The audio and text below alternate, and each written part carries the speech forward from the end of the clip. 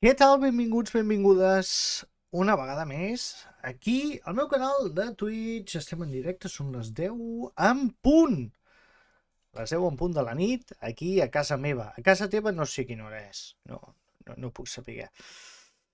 Espero que estigueu tots molt i molt bé. Avui és un dia especial perquè avui és l'aniversari del senyor Ridley Scott, el director anglès, que ha fet moltes pel·lícules, algunes de bones, algunes de dolentes, que sé que molts de vosaltres en sou molt fans, i que res, que avui el que farem serà això, parlar-ne com? Fent-li un petit homenatge. Avui veurem un com se hizo, com es deia quan jo era petit, un making of, quan jo era adolescent, o un com es va fer a partir d'avui, d'acord? És un com es va fer d'1 hora i quart, o sigui que és un tros de documental dedicat a la primera pel·lícula d'Alien, d'acord? Espero que us agradi, és bastant bo pel que he pogut veure, no l'he vist tot però sí que he vist tallets i tal, i la veritat és que pinta molt i molt bé, s'expliquen moltíssimes coses i no em vull allargar gaire més perquè avui és una watch party, no parlaré gaire, sobretot mirarem. Recordeu a marcar el cor i per poder xatejar. Recordeu subscriure-us marcant l'estrella que hi ha aquí sota. Si teniu Amazon Prime és completament gratis. I poc més us puc dir. Si està tot preparat, està tot preparat. I qual. Aquí ho tenim. Doncs només falta apretar el play. O sigui que, senyores, senyors, comença el documental. Veureu que potser se sent una mica fluix. És tot el que he pogut pujar-lo de volum, val? Paciència. 3, 2, 1...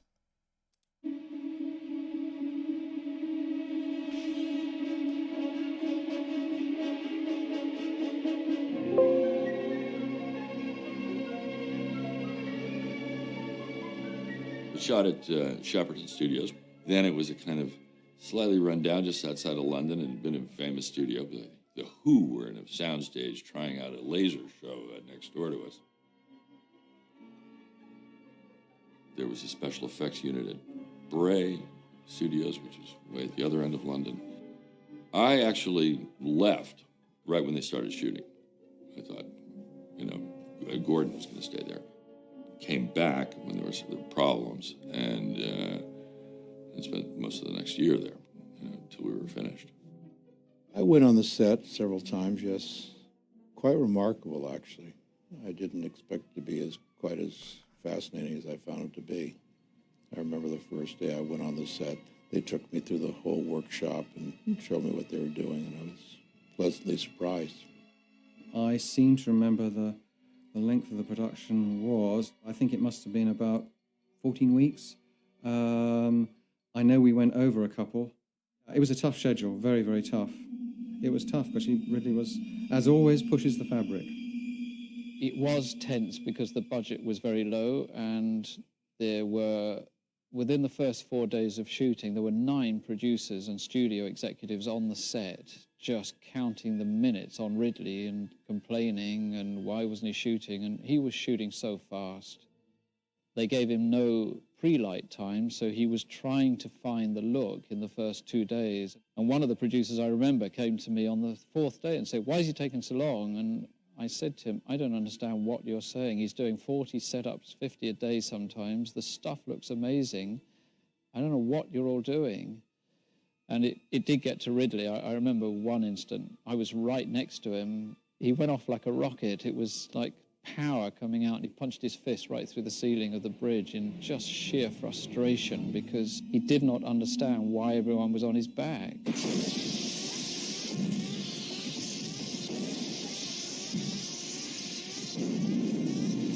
Well, of course, our first day of shooting, and all of the things start popping, and there was smoke, so much smoke. It was unbelievable. The canisters were going, and the smoke was being pumped in because we're supposed to be on fire as we're crash landing into this strange planet.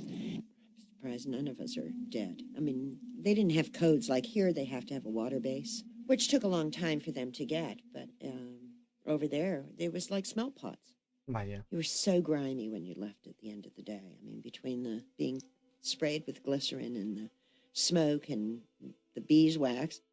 John Malo was the one who designed the costumes, and these costumes were, they were huge. They were padded. We had big plates. They were like football padding, only they were sort of very, very heavy plastic, and then we had these big bubbles on the top of our heads, and they had CO2 canisters in the back to set off that smoke as we went along. Standing on a spaceship with a clip on, fastening it on, within 15 seconds I'm getting really hot. Now, I don't get claustrophobic, but I'm getting really hot, and you could easily get phobic, right? I said, Jesus, this doesn't work. You got to keep them cool inside here. We have to have some kind of help with, oxygen, correct mix, right? After all, we are in the 20th century. Isn't that possible? You got aqua lungs and you got breathing apparatus. And explained to me why it was difficult. We had hockey gloves that we had to wear, and moon boots, and this desert. It was the largest set in Europe. It was huge. It was a desert.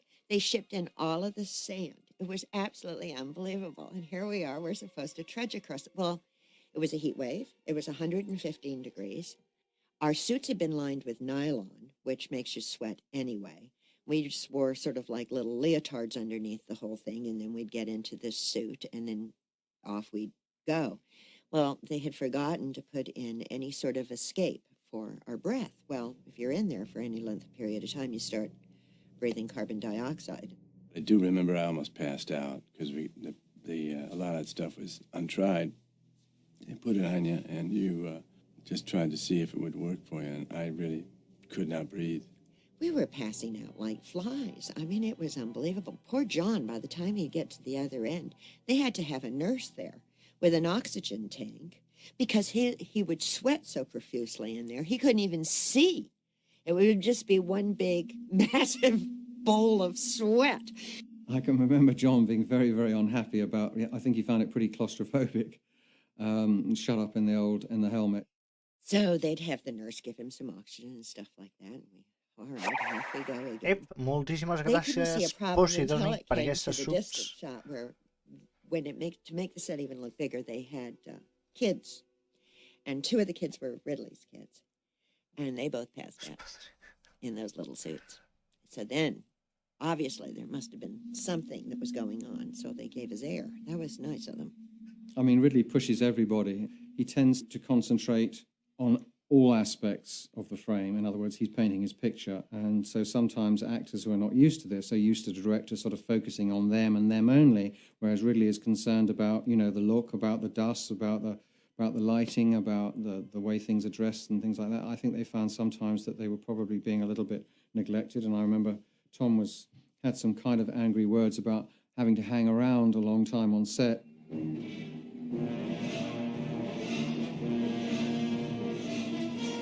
The studio, of course, resisted a lot of what he was doing, resisted the time he was taking.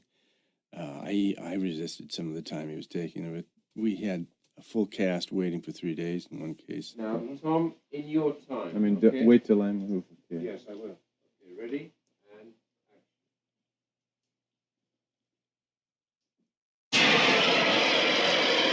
action. Ready, Tom? Turn back to me now. Ready? And we all were getting pretty disgruntled. But Totes les it was pel·lícules all worth d'Alien it. han We all tingut knew we were problemes, making a classic. The first week, I had to I think, grab Jonesy, and I was wearing glycerin because this was supposed to be hot and we were supposed to be sweaty. And we did this shot, and my face started to get very red, and I felt this incredible burning, and I looked at the cat, and luckily they called lunch. I went upstairs, I was crying because I realized I was allergic to Jones, and I thought, gosh, it was probably so hard for Ridley to find 4 matching cats. They're going to get rid of me because I'm allergic to the cat. I was sure that it would have been harder to find the cats than me, and maybe it was as hard, I don't know. But luckily, after I washed my face, it was the glycerin in cat hair that I was allergic to. But I remember thinking, I'm so out of here, you know. Everything was so claustrophobic on that set. I mean, that is one of those sets where you walked in, and there's the engine room. Well, that's fine. But connected to that is the corridor. Connected to that was the cafeteria. Connected to that was the hospital. It was all connected, the ship. So once you were on, you were on. You had to go through everything in order to get off. So you could actually walk around the set and come out in different places and never leave it. And that's, in a way, how Ridley liked it and shot it. And you couldn't see out, so you didn't know where you were. And it was almost like shooting on location, and that really did contribute to the claustrophobia and the realism. I know it really affected the actors because they, no matter where they looked, they saw Nostromo, you know, long halls and everything. They never, with practical lighting, you know, all inside.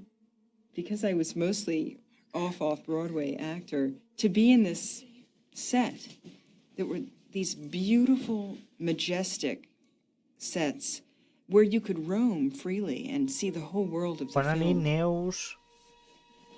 Positrònic, ja t'he dit bona nit i gràcies. I think when you're dealing with confined space, that's one of the very much used aspects of the thriller as well. It's the very center of the pieces like Jo us he de dir que a mi Alien, you know? la pel·lícula, there is no escape. That is no és de les one meves of the preferides ni molt bases of menys. the real tension of the film. És igual que Blade It's a Runner, low-key que sé que a la gent li subject, agrada a molt, very, però a mi very no tight area. m'agrada. Quite difficult to light in places. Admeto que és una bona pel·lícula, però que a mi no m'interpel·la. With front light, then it was a bit complex, especially as so much of the movie was shot handheld with Ridley, although he did some form of blocking. It didn't mean to say it was particularly where he was going to end up. He also storyboards everything. He does small sketches. It's brilliant. You know, you get the light, the shade. Això sí que és molt xulo, els storyboards de Ridley So Scott. there was his choice of lenses. It was his choice of where he was going with that particular camera.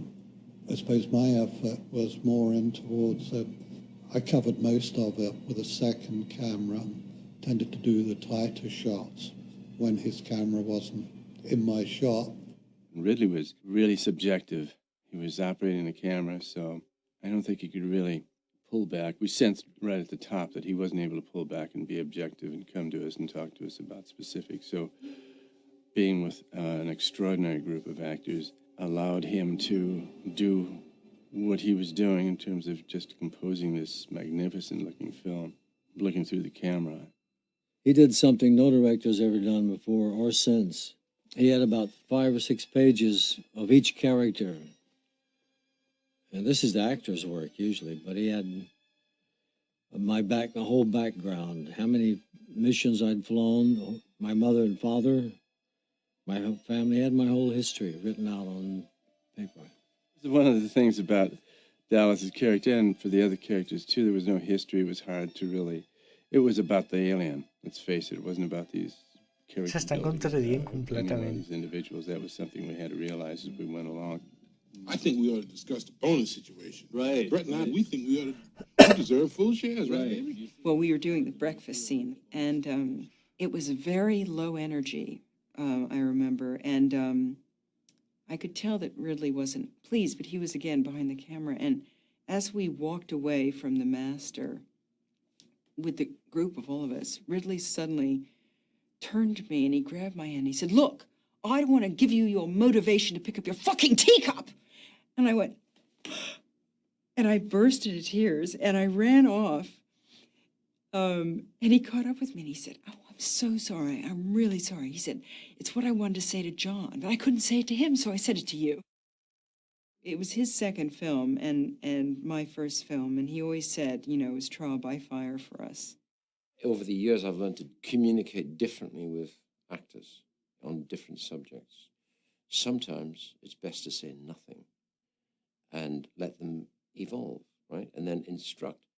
It was interesting. We'd find ourselves going off and having lunch together and going down to the pub and talking. And it actually became like these, 7 people on the ship. It was kind of interesting. And you sort of developed your own little character from that. Well, I was from the theater, and I didn't realize that some actors really love to improvise, and Jacint was certainly one of those. And Ridley, at that point, he was operating, and I'm not sure how comfortable he felt with our little group. And I remember that one of the scenes where there was a lot of improvisation was a scene which he used to film the rehearsals. So we never had rehearsals, and everyone just sort of went for it, which was actually a great learning experience. But it helps the film because I think we were on edge and we were sort of, into a survival mode. So I think it works very well. But at the time, it was hard for me because I came from such a different discipline where you are very faithful to the words of the writer. Well, Jacint's a big guy and quite formidable, and I think he tried to corner Ridley. There was a sort of a running joke where Ridley used to come up to us and say, "Which door is Jacint standing by this morning?" So that he could go onto the set via another door where Jacint wasn't there waiting to corner him. Jacint was always evolving, and in God bless him, driving me crazy, come to me with millions of ideas on a daily basis. Saying, even to the extent of the day he would die, saying, "I'm not going to die today. I'm going to kill this son of a bitch," And I think there was genuine tension between, funnily enough, the tension in the film between the below decks guys, between Jacint and Harry Dean Stanton, was sort of reflected to a degree actually in reality, because I think Sigourney found it quite lonely, being the sort of the heroine amongst all these kind of tough guys, and it's certain parts of that atmosphere I think carried on a bit. Would you get off my back, please?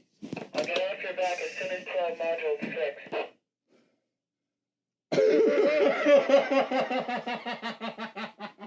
Sigourney had certain nervousnesses because Ridley wasn't inviting her at all to rushes. Un dia hem de parlar de la carrera de Sigourney Weaver perquè és una cosa que em flipa.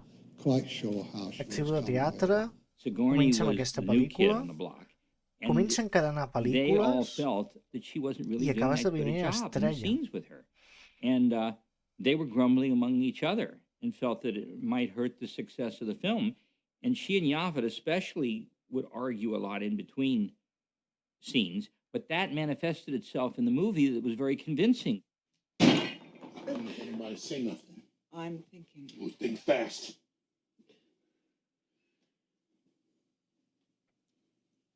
Unless somebody can come up with a better idea, we're going to proceed with Dallas's plan. She started out being very emotional and all of this stuff because of Dallas dying, and he just kept pushing her and pushing her. And then comes Yaphet, and he goes, "All right, what are we supposed to do now?"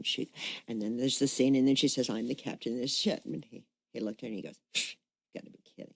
Listen, I'm not throwing your goddamn straws. I'm killing that thing right goddamn now. And I'm not waiting. That's what I'm talking about, Parker, if you will listen. Let's hear it. I'm listening. I want to hear the plan. Well, the third time he comes on, he goes, "You're the captain of the ship.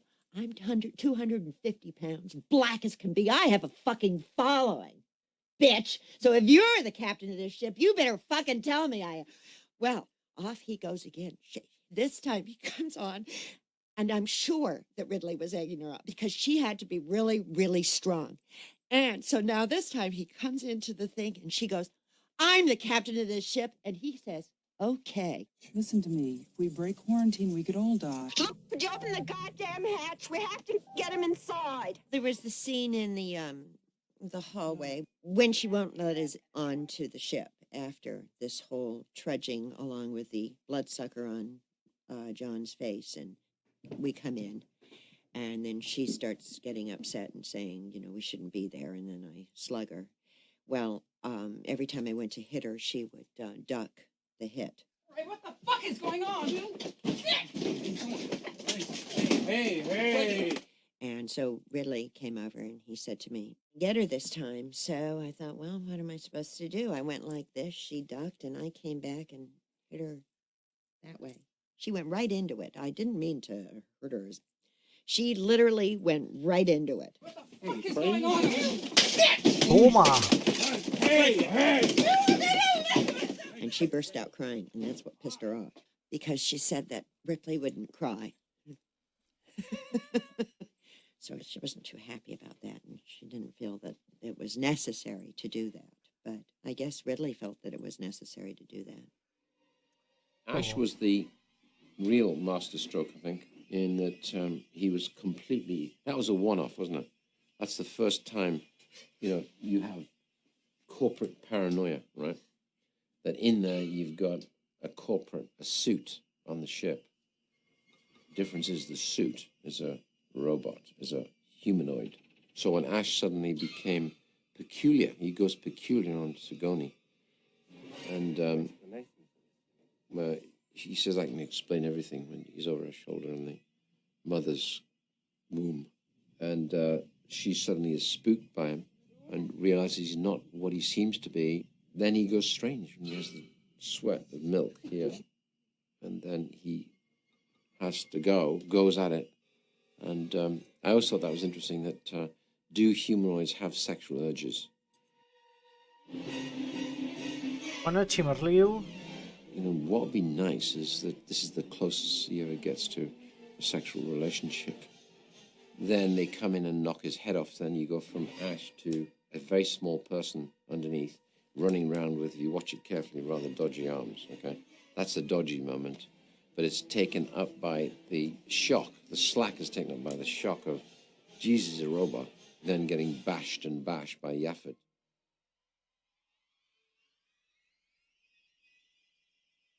Està molt ben fet. Tinguent en compte l'època que era, està And then you've molt got ben fet. Ian with his head stuck through the table, lying in a sea of milk and caviar and pasta and glass marbles. I thought the glass marbles were great. And they're like memory, clear glass marbles. And poor Ian had to, every time I'd do a take, I'd give him, he hated milk as well. I'd give him a little bit of milk. So he'd say, and then he'd start to talk. And then we then grizzled it up afterwards, gave it a little bit of effervescence on sound. All other priorities rescinded. And then incineration. Then it becomes really scary, because he says, that's a great speech. That speech came later, which I think Hill and Guyler had to write. We had to write that Ash is saying it's not, it's indestructible. You have my sympathy. Yeah, the head's like, like that, and then you cut, like. But I thought the head was very beautifully articulated, but I think something went wrong in the drying process. I think, they've changed the level and quality of latexes today, but in those days it shrunk. And he said it shrunk. So because he took a head cast, how could it not look like Ian? He said it shrank. I said, oh, God, going to come back and redo it? No, we couldn't. So we had to get on with it. There was no coming back on that kind of budget. You got to keep going. At the end of the first week of shooting, I asked to look at some dailies. And Gordon Carroll said, "You're not allowed to come to dailies." I said, "What do you mean?" He said, "Those are privileged." I said, "Gordon," "surely if anyone has a right to look at dailies, it's me." In this picture, Gordon said, "Sue me." Right, Gordon did a much simpler thing than suing him. I went up in the projection booth with the projectionist. I stood and I looked. And I looked, and I saw it, and I was impressed. I was pleased. I said, "Oh, yeah." I said, "That looks good." And for the first time, I began to see the value of getting a director whose focus was so strongly on the photographic look of the film. És que potser són les I coses think més pretty xules de la soon we pel·lícula. all knew. You only got to see the dailies, etc., to know that something, quite special is happening. Tota l'estètica del Morning, film Captain. és molt xulo.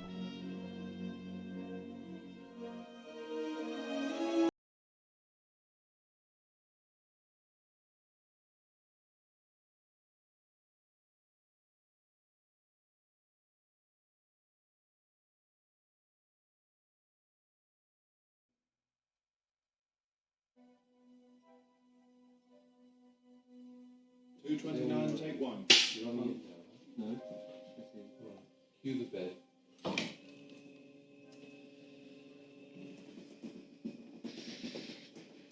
The production designer was Mike Seymour, who'd worked with Ridley on commercials and things. Well, I seem to remember he had two art directors under him who've gone on to pretty good things. There was a guy called Les Dilley, who's now a production designer in his own right, and there was Roger Christian. Yeah, well, production design is kind of in charge. He's head of the band, really, and works closely with the director and eventually with the cameraman. We managed to pull together this really good team, but it was hard work. And I remember a time when we were doing 7 to 8 weeks in the art department because we started shooting, and we were building all the time. I think I seem to remember we had something like 120 construction crew working for the best part of 6 months. The production designer, 6 mesos. the concept designers who were in there were generally tense because of me. I don't think anybody else was leaning on them about anything, not even Ridley. But I was. I looked at everything that came out of that art department to see how closely it adhered to the designs that I had bled over. És que Giger, And when it didn't, els I was esbossos, very, les very idees... pushy. I guess the only And unconventional Giger. thing was that Dan was always there, going from drawing to drawing, and he was really shepherding this thing.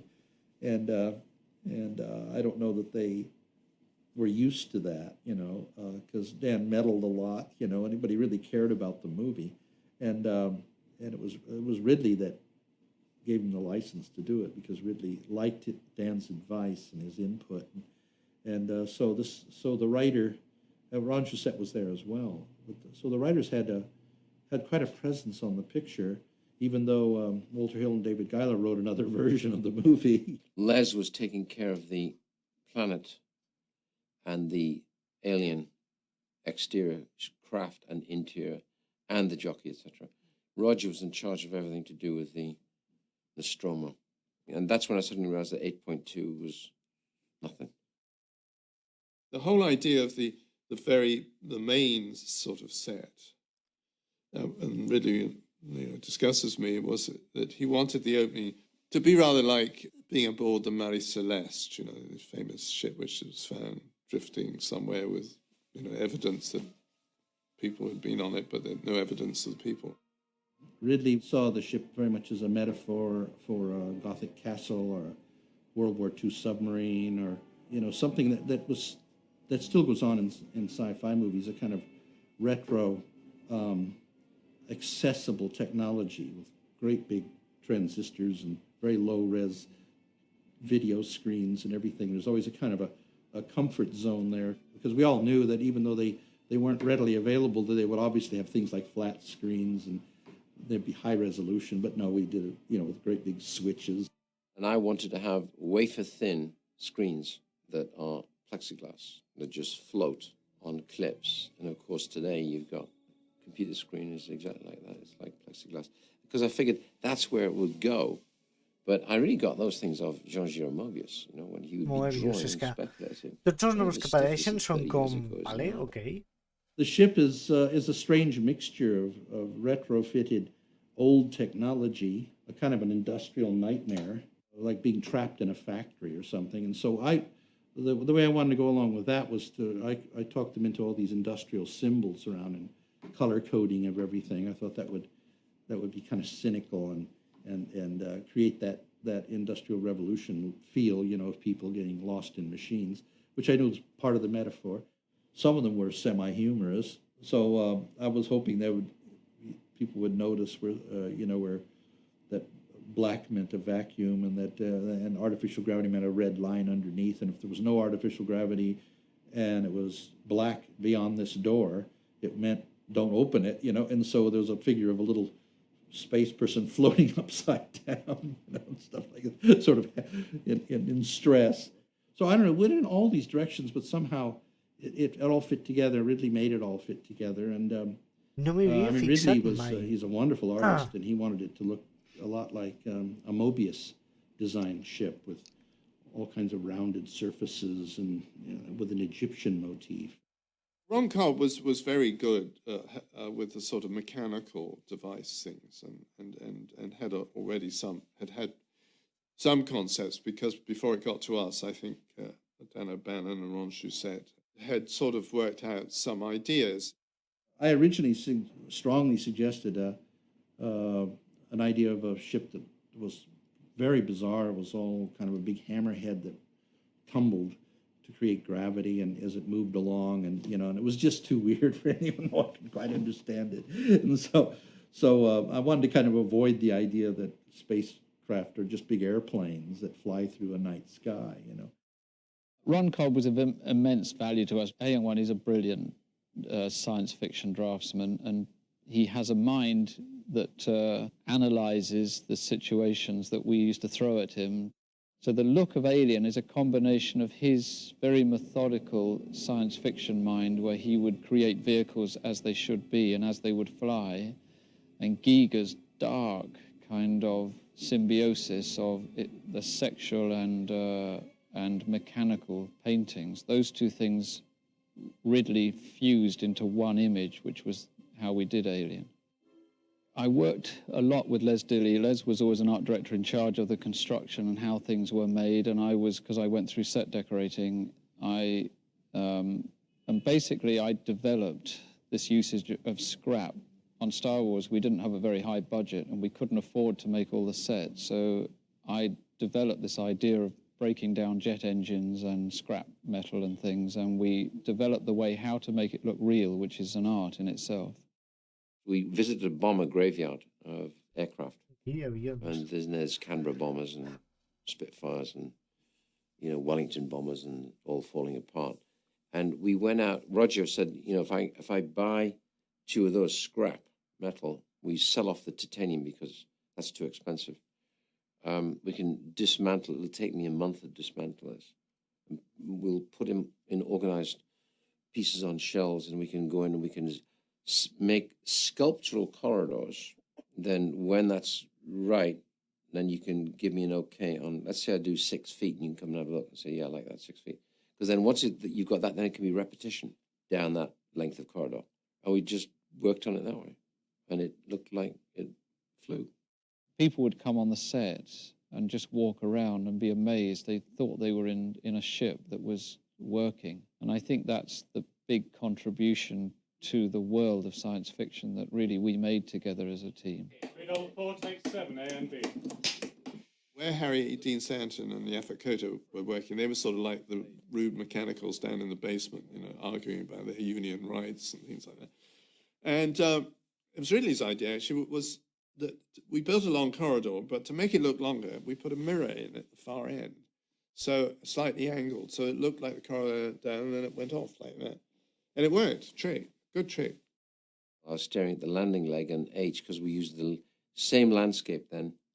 Later, I said, I want to build a landing leg to show the scale of the Nostromo. So we built this 58-foot landing leg foot, which still didn't look big enough. And so I thought, make up 3 tiny spacesuits.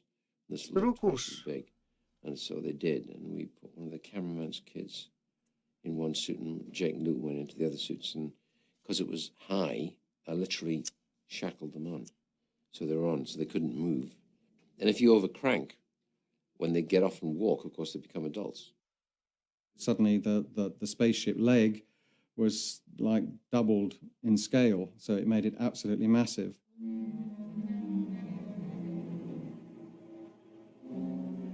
There were the inevitable tensions between 20th Century Fox and Ridley and everything like that, because Ridley was pushing the envelope.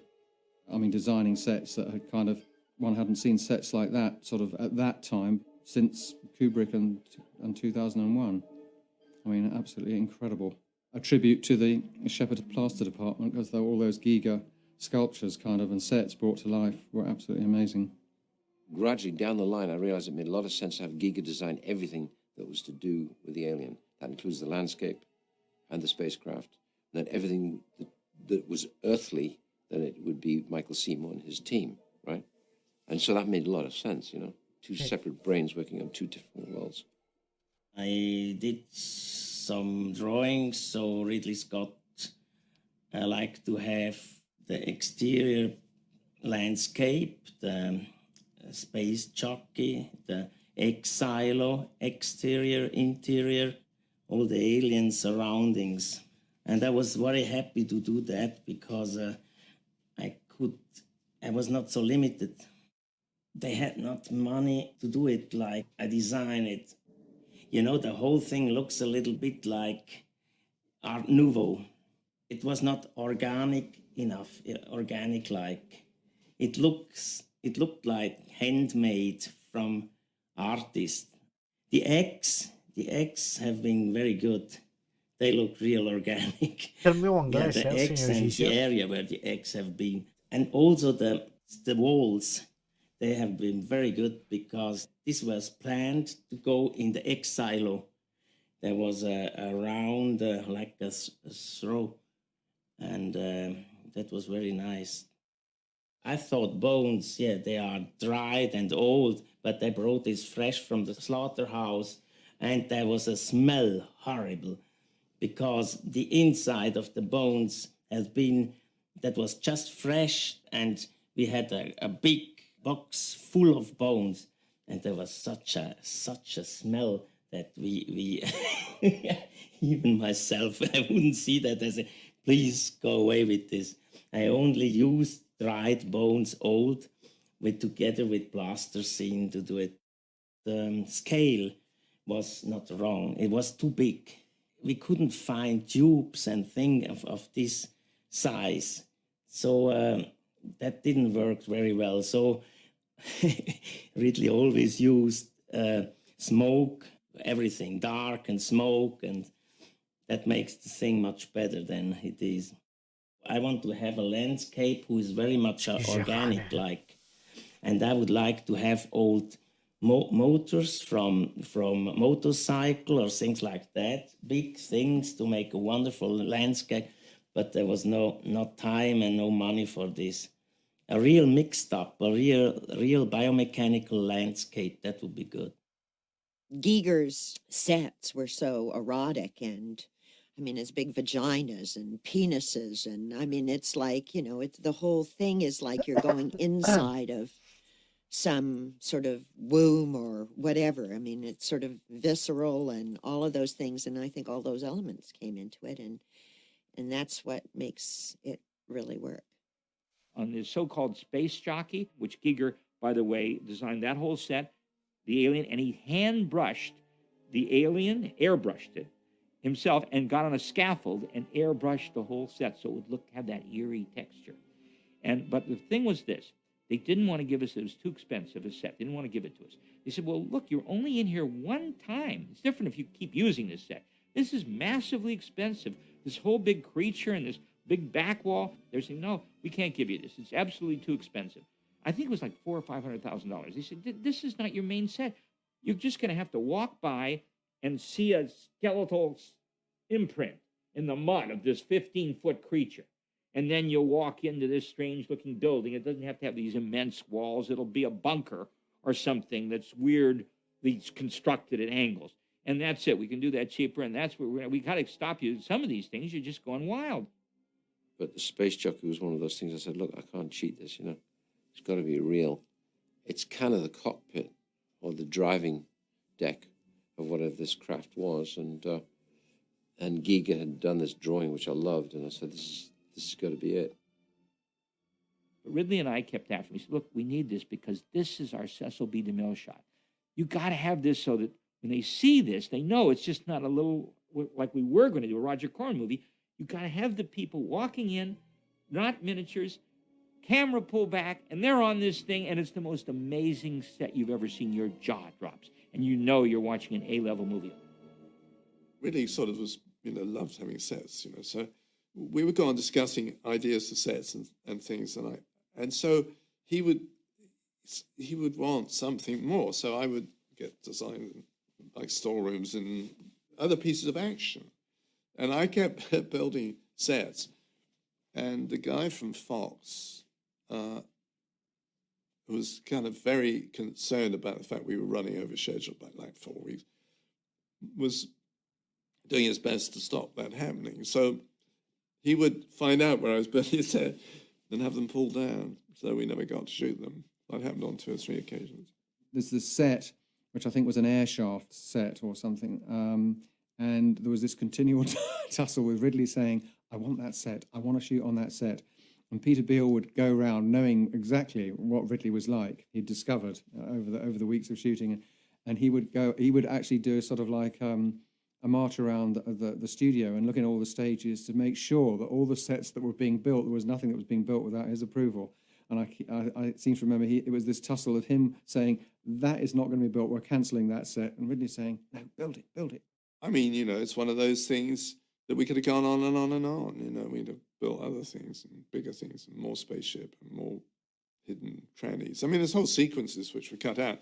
There's a sequence where initially the alien creature gets Scarrett, the captain, and then he cocoons him and he's stuck to a wall in one of the storerooms, and he's become sort of food for the alien creature, and he's just glued to the wall. There's no way she can rescue him, so she burns him.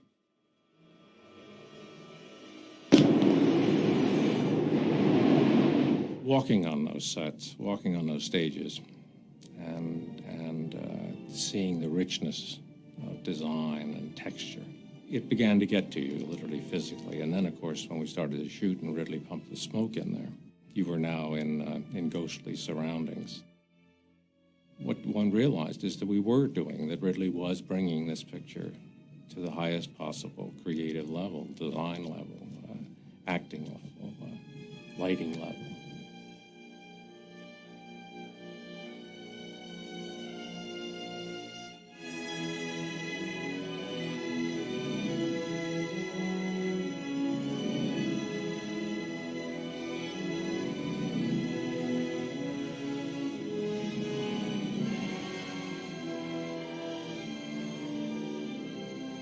Ja no es fan bandes sonores així, també t'ho dic.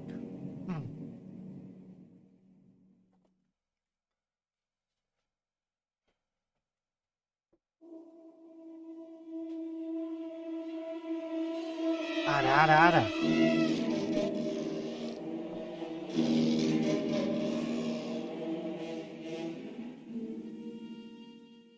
He was very strange looking, dressed all in black, you know, this Swiss accent. And when we were looking at his work before we met him, we weren't really sure we wanted to meet him. You know? We were kind of disturbed about, is he really going to be here? You know. I like if they are disturbed. Yes, that's good. I hate if they don't look at it, or if I have people they like my stuff, or others they hate it. He's a wonderful artist. I think that was a great move having him design the whole film.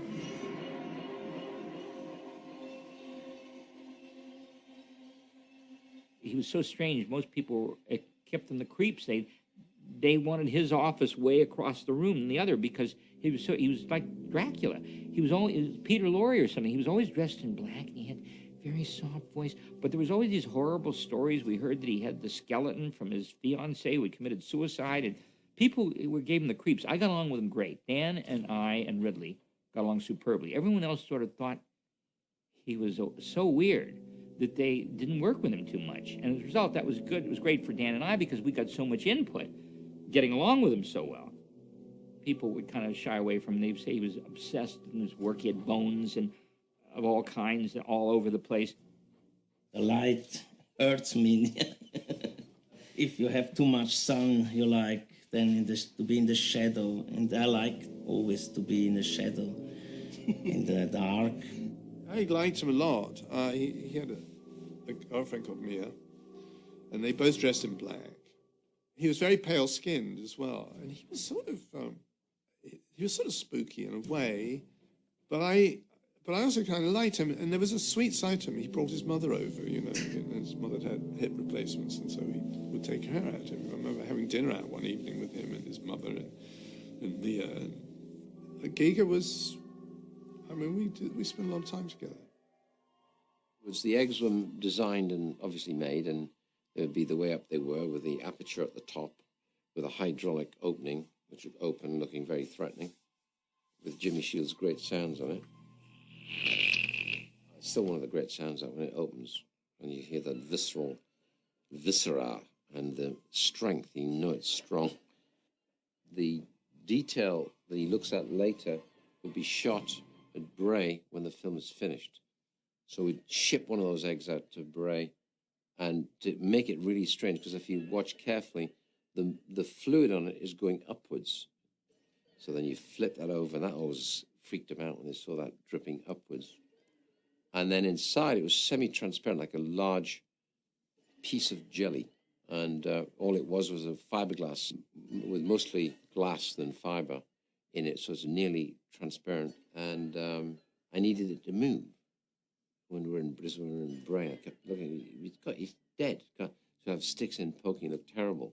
So we worked out a method of, as it was about to open, it kind of went like that, lit a little bit. And then I think he looks at it again. And inside, are my hands with 2 rubber gloves on, washing up gloves. And all I'm doing is going like that.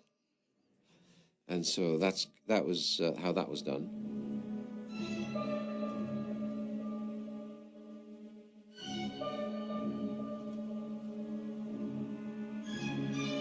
La màgia del cinema.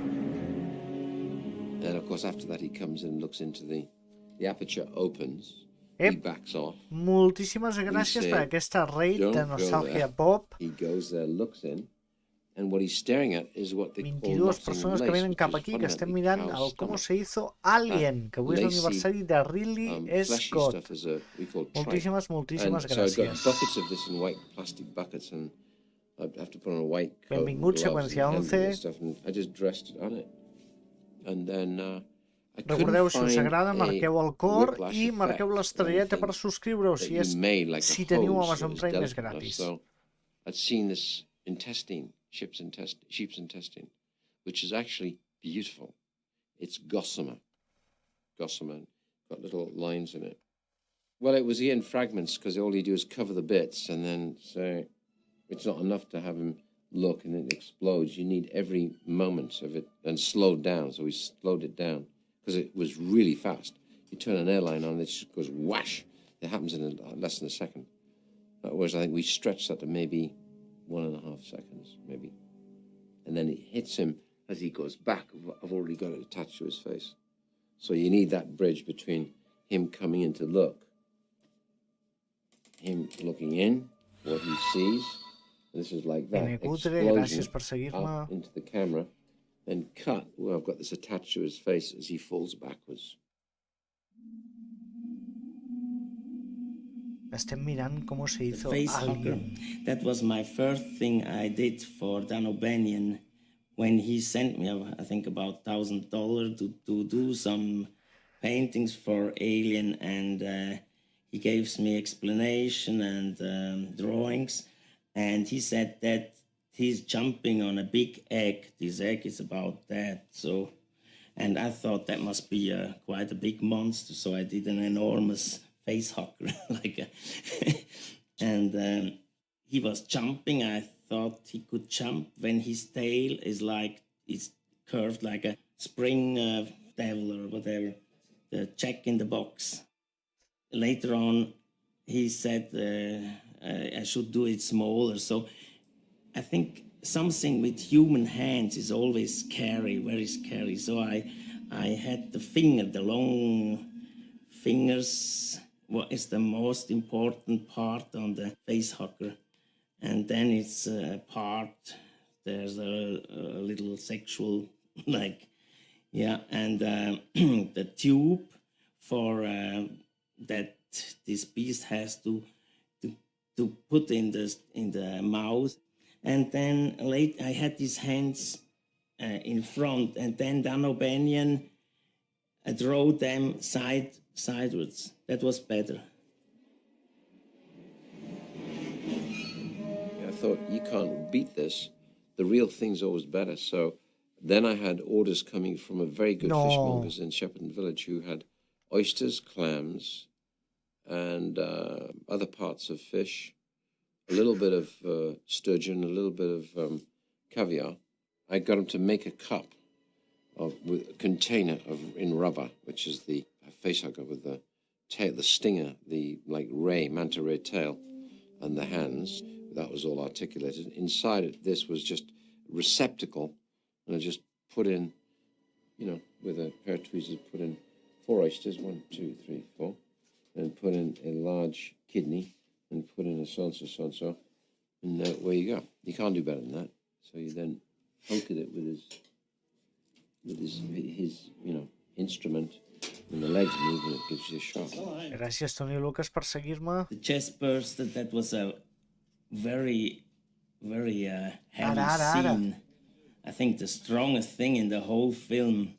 The idea came from a painting from Bacon, Francis Bacon. Ridley Scott told me that this painting from 46, it's just a crucifixion, and one of the member has just teeth and red flesh. And he liked to have the chest burst like that, and I did some design. They look like chicken, something like chicken without feather, and but I was not happy with.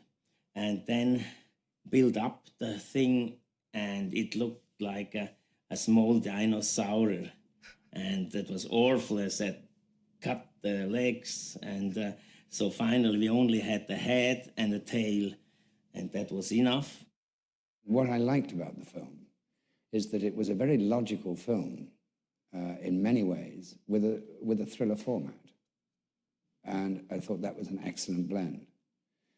But it was perfectly reasonable. It seemed to me that something should, that some organism should incubate within the warmth of another being, in that way. I feel the strongest thing is always if it happened in your body or in someone's body. That's enormous. A worm in some, a worm in a living body. Oh. Yeah, that's just under the skin, and you see how it moves. Ooh, wow. Yeah, I hate worms and snakes and things like that. It's awful. Ooh. Well, people always ask me if we knew what was happening. Well, of course, we'd read a script. We knew that this little beast was going to come out. We all knew what was in the script, which was the chest burster, and then the line that John had, "Oh my God," and it was this long word. Sigourney and I actually had a scene after where we had to have seen the little thing. So they took us down to the puppet shop because we said, we don't even know what it looks like. I mean, if we're supposed to be relating to this thing, we need to know what it looks like. So they took us down to the puppet shop to show us. And of course, they were so cute. I mean, here's this like, sort of penis thing with these teeth. And here's the guy, oh, it's fabulous. Watch this. It breathes. See how it breathes? And then its teeth will go in and out. He starts describing this whole thing. Of course, it wasn't totally finished, but he was like so excited. Oh, okay, thanks. The atmosphere on the set had a certain frisson, in the morning, because everybody knew that this was filmically a sort of major scene. I don't think anybody had any idea that it would become a kind of film classic. It was much publicized, the fact that the cast didn't know what was going to happen. Well, of course, they knew what was going to happen. They knew that the alien was going to arrive that way. What they didn't know is that it was going to be capped with little explosives, and that when it actually burst through, there'd be quite a shattering explosion, and that they'd all get splattered with blood and stuff. I was watching him go about all this, so I was watching the effects, how they were going to set it up, so I perhaps may have been the only one that was aware of how this was going to be done. This was going to create such a mess. It was going to be a one-take operation anyway. So the table was the round kitchen table upon which John would fall, and they'd turn him over, stretch him out, and hold him down, and then he could start. Somewhere in there would be a airline on his chest, which would let off a blast of air in pink, which will go ch like that, and they all go, Jesus, leap back. That gives them a cut. After that, clear the set. Then we go in, and we basically screw down a artificial chest onto the table, which has its T-shirt pulled, tightly on it.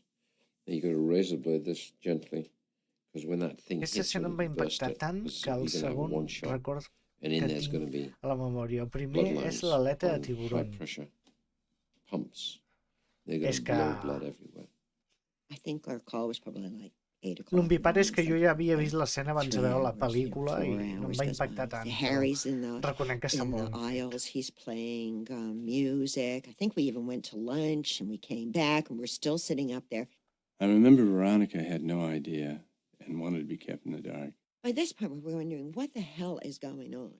So by the time they take us down to the set, the entire thing is shrouded in plastic.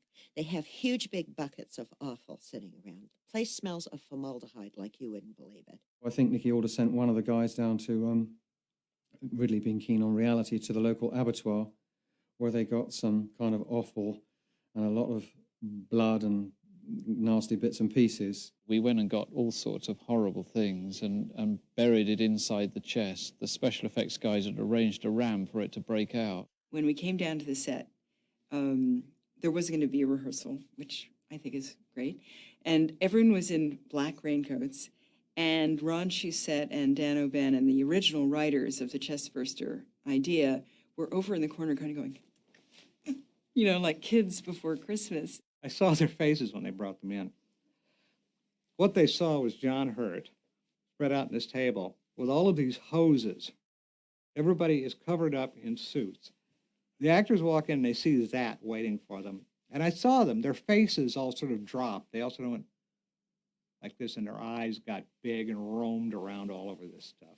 He says, all right, well, the thing comes through the chest and stuff like that. So we'll just start this scene. And then the special effects guy says to me, oh, you'll get a little blood on you. I said, oh, okay, and so we all start. I said, John's acting, So everybody starts to lean in. And all of a sudden, Ridley shouts, cut! Because they realized that it wasn't going to break through this sort of starting scene that had been built. We had problems with actually getting the device through the T-shirt, and the T-shirt had been sort of hit with a bit of acid and stuff to make it weaker, and then very carefully cut with blades and things. And so when that thing pushes up in the beginning and doesn't come through the thing, that was actually a mistake. But it looked so good with the blood sort of surging through the T-shirt. So off we go again. So we're all leaning forward. We're all looking. All of a sudden, this thing, I mean, that was the first take. It was everybody's reaction. When that thing burst out of there, and they shot me with an entire blood pellet. It was like a jet of blood that hit I was so taken aback.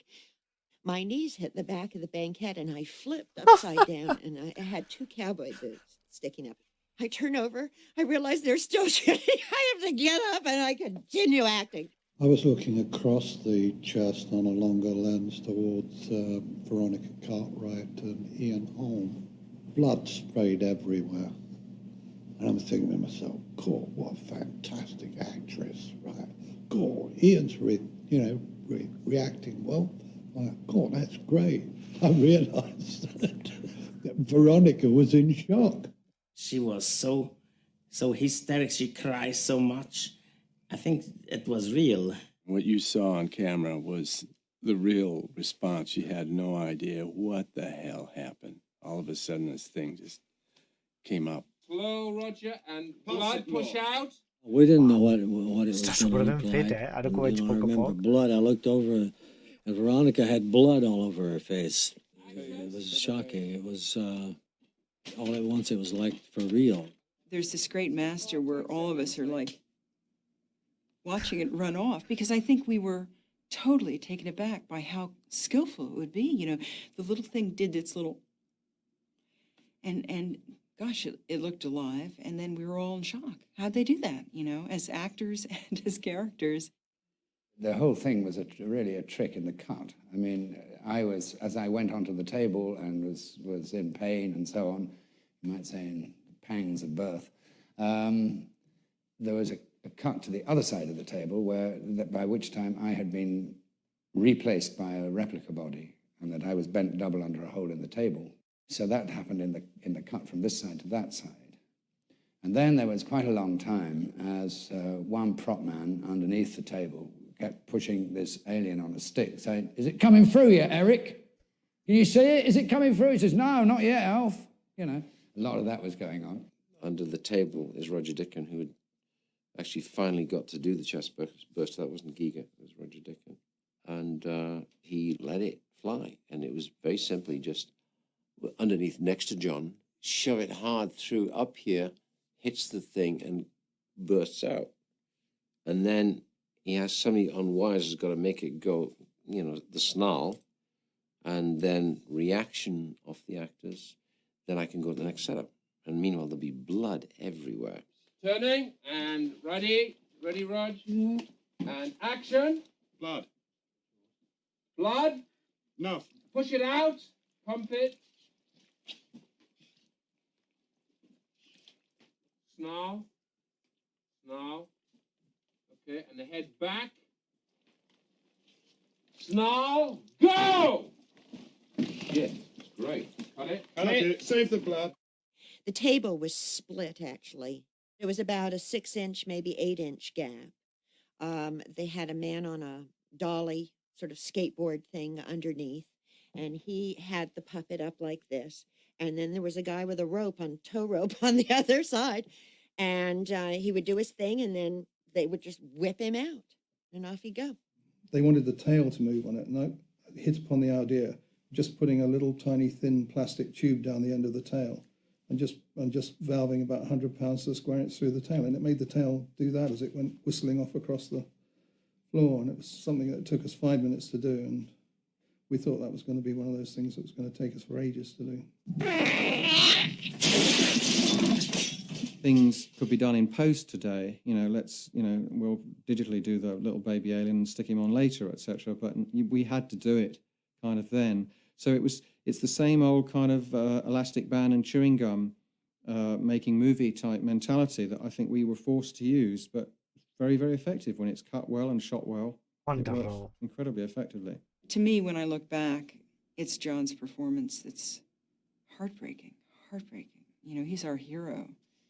and that this could happen to him is still, you know, spine tingling. Yeah.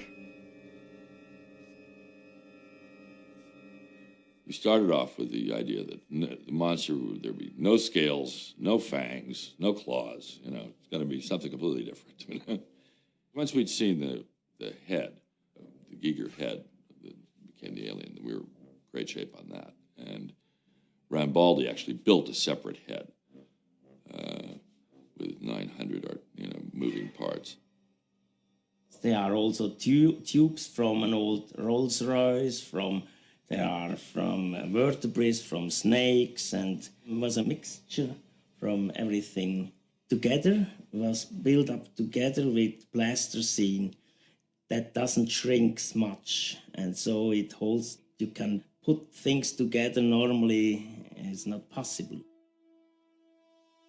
The creature design was one of those things that just kept on looming. In the end, that became, I think, one of my sort of major tasks was to, find people or to help find people. And I found Roger Dickin, who designed the face hugger, chest burster, and all that, the smaller things. He wanted very much to design the creature, but and there were several sort of attempts at that, but until Gordon Carroll, one of the three producers, but the main producer on the movie, brought in Carlo Rambaldi, done Close Encounters. They brought him in to actually put Giger's designs into practice. And I think we had one or two attempts at tails and heads from various people at Shepperton. We had this elaborate mechanical tail that never ever really quite worked.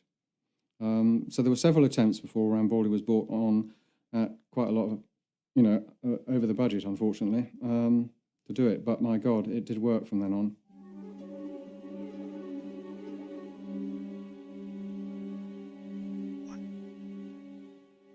Because the Giger is the author, number one, of the creation of Alien, I don't suggest anything about modify something, the detail of the vein, of the muscle, of the face. No.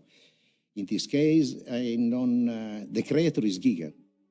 When the alien, the actual alien creature, which had been designed by Giger and manufactured by Carlo Rambaldi and his team, arrived, Ridley had a few problems with it. The jaw mechanism actually had visible springs and things which were sticking out, and the head was wider than Ridley wanted it.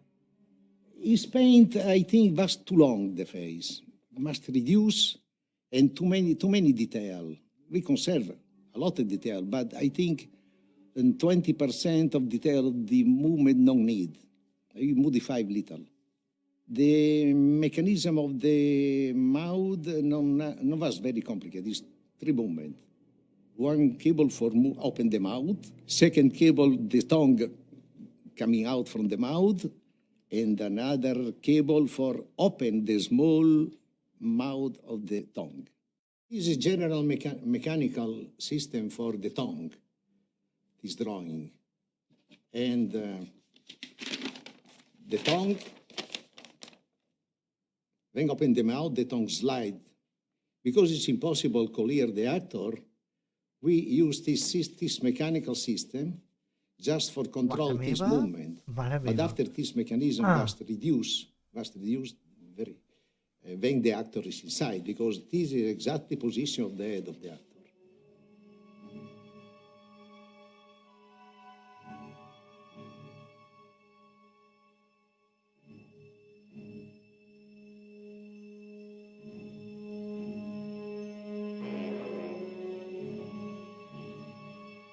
Carlo Rambaldi va ser el que va dissenyar E.T. Well, it's going to be a guy in a suit, and don't forget technology today, it'd be easy. First, we tried to invent something, so Ridley asked for some people from a circus, and they tried to walk in a specific way, or he wants to put 2 or 3 people together, bend them together and to put something over, and it was always a little ridiculous, the whole thing, and it wasn't scary. And so we decided I think it's the scariest thing is to be very close to a human being. In those days, I couldn't even get latex thin enough that wouldn't break, quickly.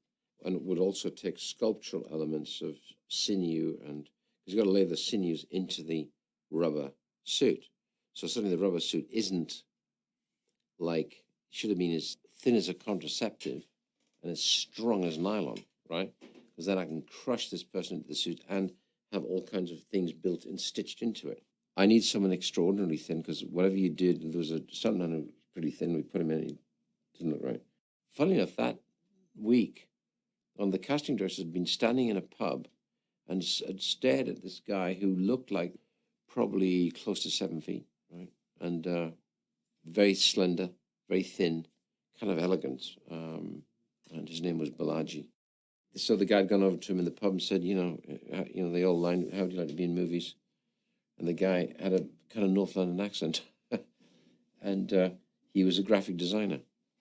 So he turned up with very bemused and curious. And he was then attached to the film for the next 10 months. And so he did all the stuff where he had to, like coming out the wall in the shuttle at the end, in the corridor coming around the corner when Sigoni's trying to get out with the cat, when he approaches Veronica Cartwright with his tail, and we get this sense of something really hideous because you hear her off camera.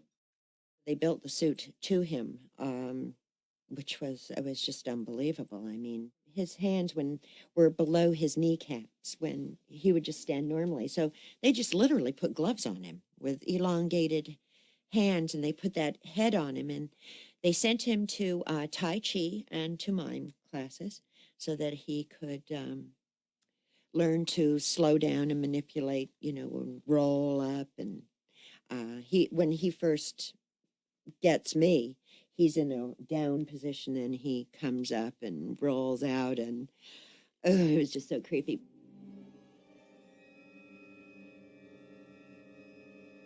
I always felt keep it really tight and only see the bits you want to see, because this is always stronger than anything else.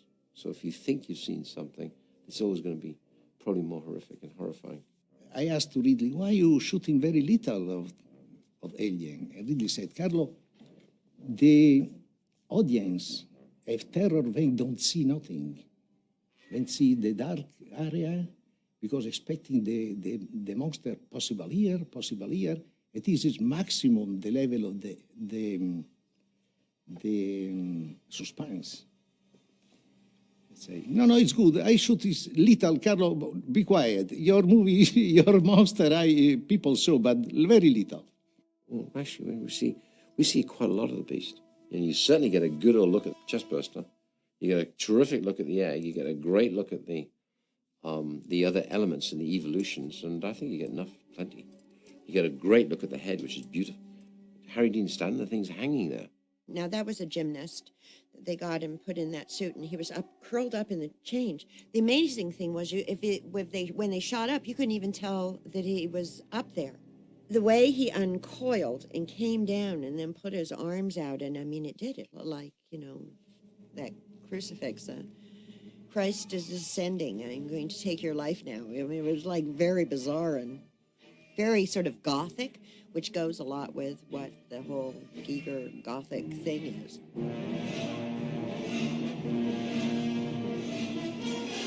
Poor guy couldn't sit down, so they made a special swing for him. Tom Skerritt said, I mean, this guy can't walk around like this. This is ridiculous. Do something for this poor person. They hadn't even thought of how he was going to sit down, because you have that tail and that rubber suit. I mean, that poor thing was in that suit all day long. I came to work one day right at the lunch break, so the big doors were open, and out of the sound stage came the crew and the alien monster still in his suit, but with the head off, thin as a nail. And he's walking with the wardrobe lady, who's 5 feet. And they're talking politics, with a very intense conversation as they're walking off to lunch. And he's got these tennis shoes on that are bright blue, Adidas. And the tail is being carried by another wardrobe guy who was a rather flamboyant guy who had this white ascot blowing in the wind. It was one of those, I wish I could have photographed that one. We used to have a dresser. His name was Mother. We called her Mother. And he was in charge of doing the alien. Of course, there was always supposed to be a lot of slime and stuff on him. KY jelly was very much in fashion at the time, and I think that was put on everything that moved in front of the camera, on the alien, it was dripping from everywhere. I have never seen bigger tubes of KY jelly. They were like gigantic sizes. And then you'd have Mother going, I'll do it. And then he would come running out with his huge big tubes of KY and start caressing this poor alien's ass, rubbing it and making it glisten. And oh God, it was hysterical. We did have some good times.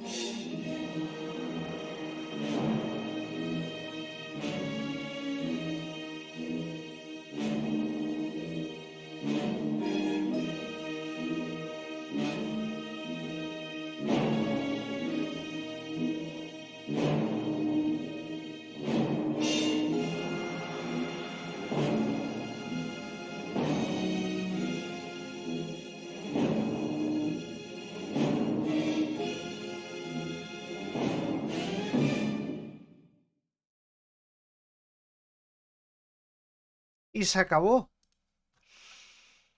Ai. Bueno, què? Què us ha semblat? Us ha agradat? Espero que us hagi agradat. Hem vist aquest making of de com es va fer Alien, el octavo pasajero, per celebrar l'aniversari de Ridley Scott, el seu director. Si us ha agradat, un proper dia podem mirar el com se hizo Aliens, que és la seqüela.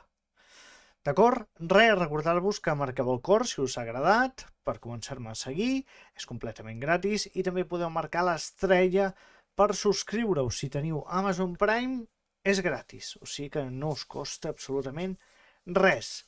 És tot, moltíssimes gràcies per ser aquí, i ja us dic, si us ha agradat, repetirem mirant altres making of que sempre són interessants de veure. Fins la següent. Adéu, bona nit.